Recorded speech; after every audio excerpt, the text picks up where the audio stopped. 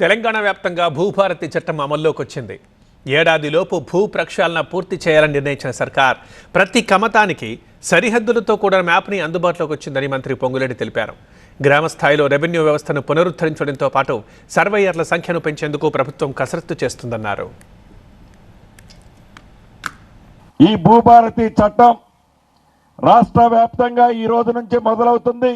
అక్రమంగా రాష్ట్ర వ్యాప్తంగా లక్షలాది ఎకరాలని ఆనాటి ప్రభుత్వాలు తారుమారు చేశారు రికార్డులని. వాటిని కూడా క్షుణ్ణంగా పరిశీలించడానికి ఒక వ్యవస్థను ఏర్పాటు చేశాం.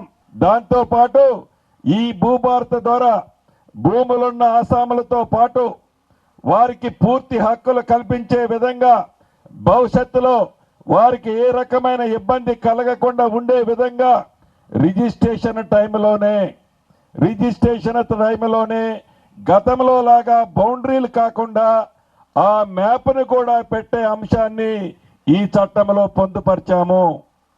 ఈ సర్వే చేసి మ్యాప్ పెడితే సమస్యలకి గురి కాకుండా ఇబ్బందులకి గురి కాకుండా పూర్తిగా స్వచ్ఛమైన ఆస్తిని ఇచ్చే విధంగా ఈ చట్టంలో పొందుపరిచాము.